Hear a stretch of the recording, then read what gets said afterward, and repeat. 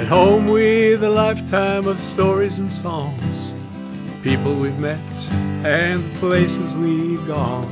Along the way found where and how we belong.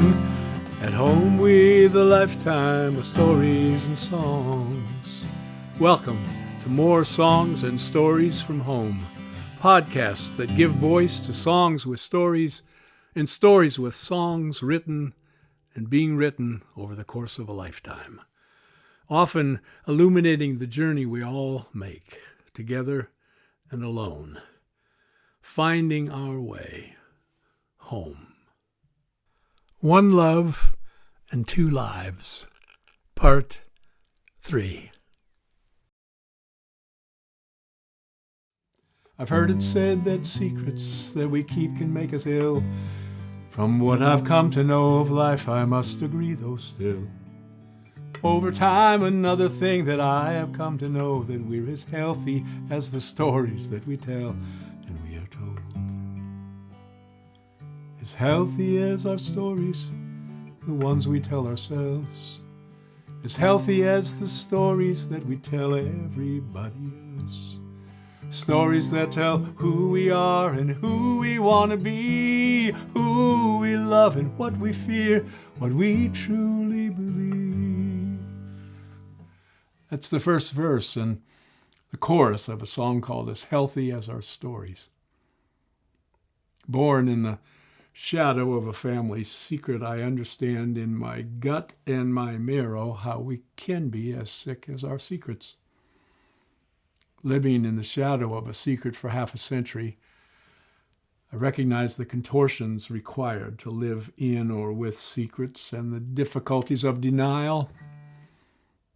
I feel fortunate to have been freed at 50 from the need to keep that secret, and because of that have an opportunity to surround the darkness of silence and secrets with the light of stories and songs. I accept more than ever the difficulty and the importance of making our secrets part of a bigger story, and have come to believe very much if and when we are able to do that, we may become as healthy as our stories.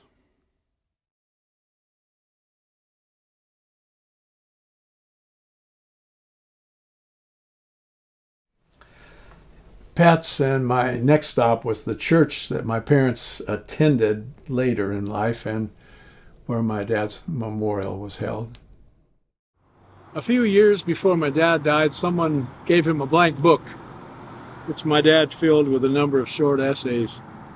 And for his birthday that year, I typed out what he'd written, wrote an introduction, gave copies to family and a few close friends. The day my dad died, my mom gave a copy of those writings to their minister, Don Gilmore, who was also their good friend. And she told him he was welcome to share any of my dad's writings, any of them, at the memorial. And to the surprise of nearly everyone there, Don read what my dad wrote about his stay in a mental institution. And so at that place, at that time, in my dad's own words, this long-held multi-generational family secret was shared. Multi-generational because my dad's oldest brother died in a mental institution, and it's been said his dad, my granddad, may have left Sweden, quote, on the advice of his doctors. This sharing, this very public airing of the secret became for me what I call my dad's last gift. It was as if my dad, 3 days after he died, was giving me permission to no longer have to be a secret keeper.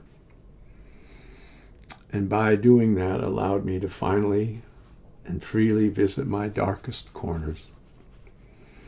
Explore my relationship with things like anxiety, replace secret with story, be able to define what had so long defined me, remove the shame that had been shrouded in silence and darkness, give names to doubts and fears that I had carried for years, especially about myself. To not expel them, but to make them part of a bigger story. My dad's last gift, which took years to realize its significance.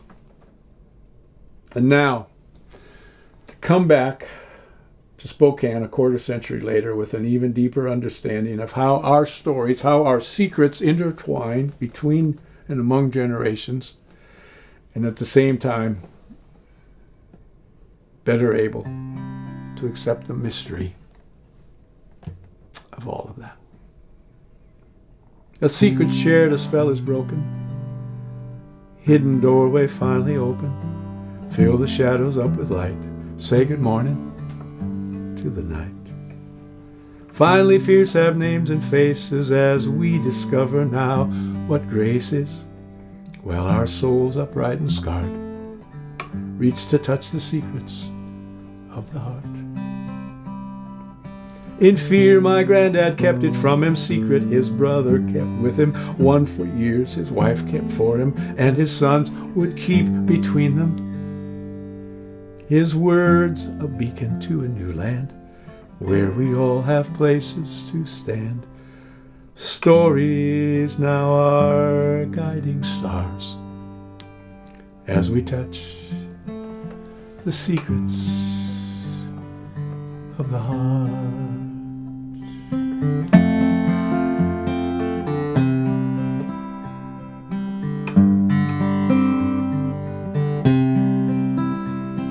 Stories now are guiding stars as we touch the secrets of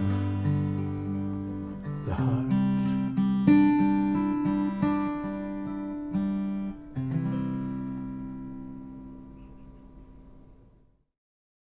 Thank you for watching or listening to more songs and stories from home.